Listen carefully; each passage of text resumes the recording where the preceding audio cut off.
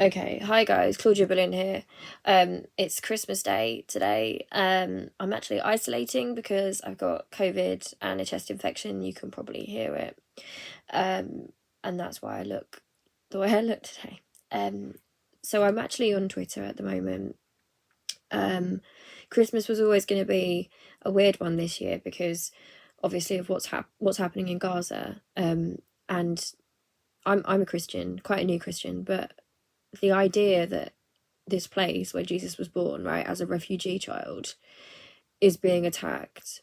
There are Christians being slaughtered in Gaza. You've got Israeli politicians actually denying there are churches in Gaza. I'm going to link a video that Owen Jones did with a man who has relatives in Palestine, Christians in Palestine, and their experience. That's not me trying to act like, oh, it's worse that it's happening to Christians than it is to Muslims or anyone else. But the erasure of what's happening to the Christians there is part of what Israel uses, basically, they use widespread Islamophobia, right? They use that fear of the other. They make people think, oh, it's just Muslims, it's just these people, which is sick anyway. But they don't want us to realise that they're persecuting Christians there, and that the Christian community in Gaza and in the West Bank is oppressed, struggling. Like their struggles are very connected. Like if they're Palestinian, they're Palestinian. They're still being attacked. And that video is a bit distressing because the man in the video talks about what happened to his family members and how their day-to-day life has been and the tragedies that just his family alone have gone through. But I'm going to link that to you. I just can't quite believe that this is like Christmas Day today, and so many people are just an actual ethnic cleansing is happening. And I'll say genocide. I know people argue, they go, is it genocide, is it ethnic cleansing? Like, for the sake of argument, I don't want to get into that argument. Like, it's evil what's happening. Innocent people are being hurt, they're being slaughtered, they're being ethnically cleansed. I'd call it a genocide. Some people might not call it a genocide, but that's what I call it. And I see this. There's a couple of things I've seen this morning on Christmas Day. First of all, I saw a video of some little children. I'm not very good at guessing kids' ages, but I think the little boy looks like he's about 4, and maybe his little sister. I'm not going to put the video on here because it's really distressing, but he's being rushed into the hospital with his little baby sister, I believe, and he's calling for his mum. And I think thankfully his mum gets to him, but he's wounded, he's covered in dust, he's being carried by rescuers, and he's really distraught, and he's just a little kid. And again, like anyone who cares about children and humanity in general, to see something like that is incredibly distressing. And thank goodness it looks like they're okay, but I mean, they're injured and they're very traumatized, and it's very, very distressing to see little children with blood on them, and it's just really awful. And loads of the comments were people saying, oh, that's Pallywood, they're actors. So they're literally seeing the children crying in distress with wounds, yelling for their parents and saying, oh, that's just acting. So the dehumanisation of the Palestinians is such that now little tiny children who can be no threat to anyone, they have to find a way to dehumanise them to justify the slaughter. They're actors, apparently. There's no way that... I can't understand how anyone could see that and not be absolutely just traumatised by what they've witnessed. And also, we're seeing this trend of what the Palestinians are showing us dead babies, basically, right? So children that have been horribly wounded. We're seeing all these awful body bags of little kids.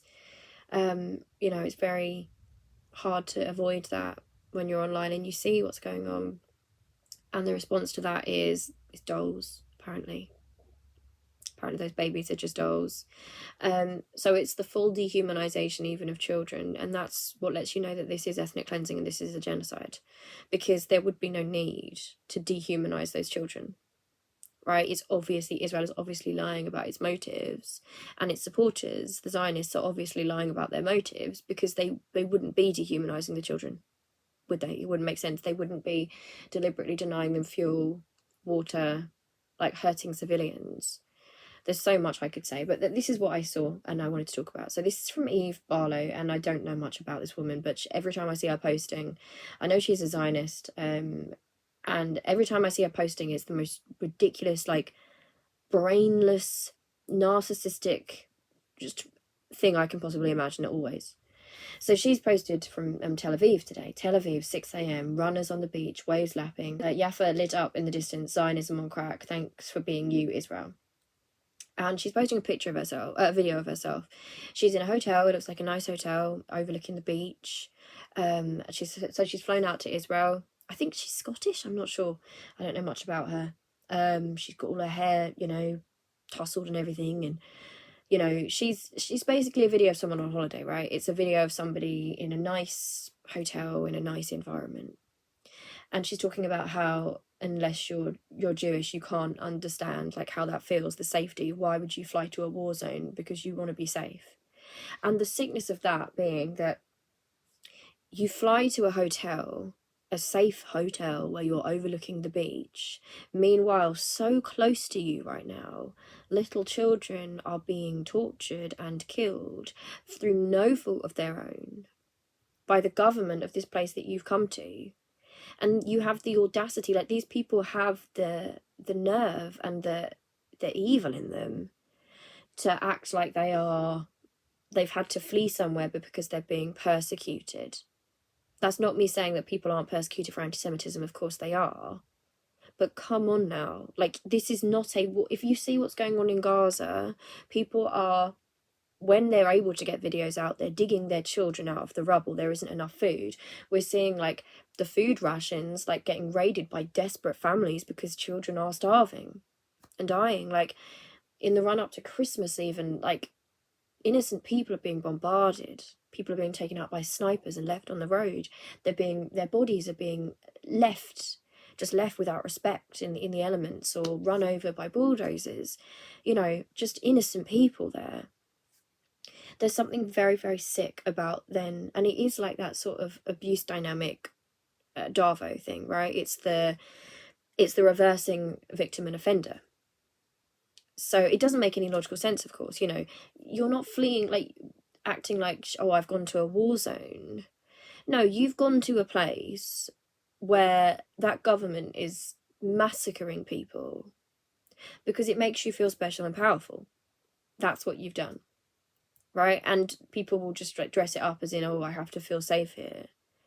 And I don't think, it's just disgusting. I can't quite understand it, and all these people posting like, oh, this is a feeling non-Jews mostly can't understand. We really do feel at home when we get to Israel, even if we haven't made it our permanent home yet.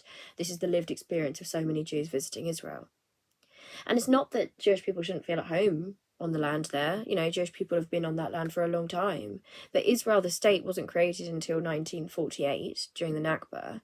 And it's just, why would anyone, like any decent person, I'm not saying Jewish people shouldn't be there, of course. Like Jewish people have been there for a really long time and they should be there. But you can't have a system, I feel like I'm going insane, where the refugees that were created by the creation of that state still can't return home. They've been made into refugees. People are, starving. They're still massacred. They're still under occupation. And you can fly over from anywhere else because you're Jewish and claim to, and make a claim and say, oh, I'm going to go and live there. While the Palestinians don't even have the right of return. They can't even return the refugees that were forced off the land through violence in the Nakba. They can't even return. They're denied. There are checkpoints. The checkpoints stop children going to school. They can't go into their holy sites. People forget that, Jewish people and Muslims and Christians, that space, the Holy Land, is important to all of those three religions. How can anyone, right thinking, with any sort of kindness or goodness, think it's okay that, oh, I'm going to move somewhere that I'm not from, and I'm going to go there while the people that have been forced out as refugees not only aren't allowed back, but are being slaughtered just miles away from where I am. It's not right. It's totally wrong. And in some ways, I'm glad that we have people like Eve Barlow showing that Zionism itself is not...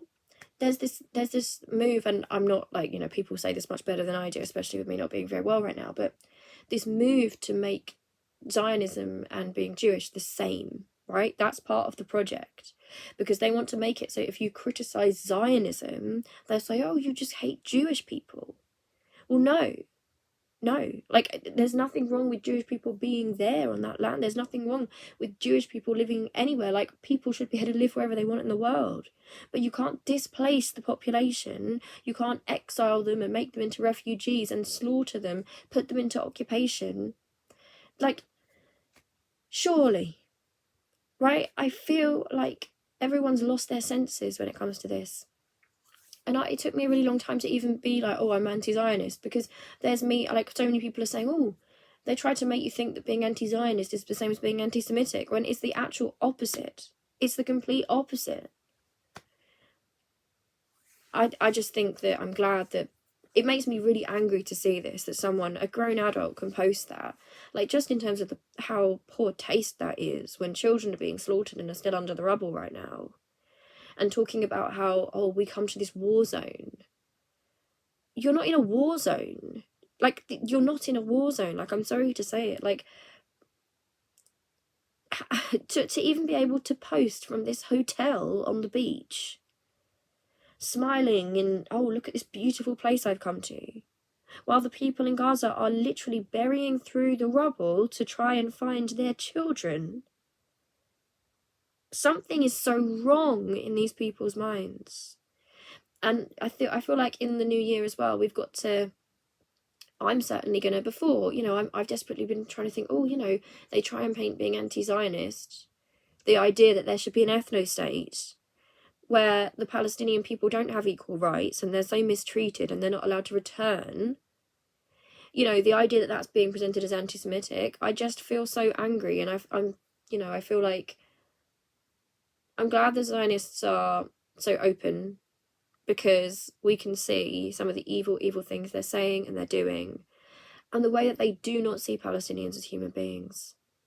And this is why, again, there's such a big difference between anti-Zionism and, being Jewish, between Zionism and being Jewish, because I think that does Jewish people a disservice. I know a lot of Jewish people in my life, some who I'm proud to call my friends, and the way they try and connect their vile behaviour, their narcissistic, cruel, colonising, awful behaviour, and try and connect it to Judaism is a disservice to Jewish people all around this world. When are people going to understand, like, they can be anywhere in the world and they can apply and they can go live in Israel, right? It's because they're Jewish, they can go and they can go to this safe haven, right? Which some of them will say, people like Eve will say, is like a safe haven. But it's not. Like, if your safe haven is being created on top of a people who are still to this day being slaughtered and occupied, it's not worthy of being a state. It's not, and it's doing so much harm, because, people talk about the two-state solution, and everything that Netanyahu is doing and these people are doing with this are making that more and more difficult, because, like, people don't seem to understand that the two-state solution is a compromise for the Palestinians, considering all they've been through, right? And they still have accepted it, right? The 1960s agreement, which, put them at a disadvantage. But they just wanted to go home. Like, they want to return to their homes and have a state and have their dignity, right? And that's the very least they should get. But even that isn't enough. And I feel like these people are making their dehumanization of the Palestinians and the way they act in this, it's not going to go well for them. It's really not going to go well for them. And history is going to judge this. And these people are posting it all over social media. So in the future, when we look back at this appalling ethnic cleansing and this genocide and what's happened, we're going to have these people feeling so comfortable and confident with their cruelty and their narcissism. I don't know, but I can't quite believe that people are talking about, oh, it's, it's a feeling non-Jews can't understand what it's like to go to to go to Israel, which is, you know, our homeland, etc. And people coming from completely different places. And there's nothing wrong from going to live somewhere else, you know, from where you're living. But not when you're denying the people that actually live there their right of return, and you're slaughtering them and occupying them, and then you're not treating them like human beings. I mean, what are these people on? What gives them the right to do this? And then they'll hide it behind the Judaism, right? They'll say, oh, you're anti-Jewish. It shouldn't matter who the people that are colonizing and doing this are. And it's a disservice to Jewish people that they even connect those things. You know, there is nothing in the Jewish faith, like, it's just that would justify this. Yeah, I can't believe that people are posting about, oh, you know, this is my visit to Israel, and it's like going on a holiday and being really safe. Meanwhile, people can't even get into Gaza to see their families. You've got people who have relatives in Gaza. The power keeps getting turned off, desperately just trying to find out if they're alive. You know, they're not posting from hotels. They're posting from the ruins of their homes, from refugee camps which are bombed. People are on the street, people in body bags all over the place. I'm not saying October the 7th wasn't horrible and awful and scary, but it's not happening right now, is it? This is constant. This is just constant, and I can't believe how many people are just ignoring that. No good person should want to go and, oh, I'm going to go now to Israel, while they massacre children. If any, like, meanwhile the Palestinians can't return. While there is no ceasefire, they're being starved out and they're being tortured and killed. No good person should be thinking, oh, I'm going over to, you know, have a nice holiday and go to a nice hotel and to enjoy myself. How can any good person even do that? If you feel like your neighbours are being slaughtered, you know, wouldn't you be doing everything you could to try and get the ceasefire? These people are extremists. People like Eve are extremists. They are narcissists, and they think that they're more important than other people, and that as long as life's okay for them, it doesn't matter what's happening to anybody else. And it's not that people shouldn't have a safe haven. Every single person in the world should have a safe haven. But claiming a safe haven, which has been stolen from other people who are at this very moment being slaughtered, that's so... They don't have a safe haven. Where is the safe haven for the people of Gaza? For the people in the West Bank? There's no safe haven. They can't even go to a church or to a hospital or to a mosque or to a refugee camp. There is no safe haven for them because all of those places are being attacked. They can't go anywhere. Where are they supposed to go? Thank you for watching this. Love you loads. Apologise for my appearance in this video. And I'll see you really soon. Alright, love you. Bye.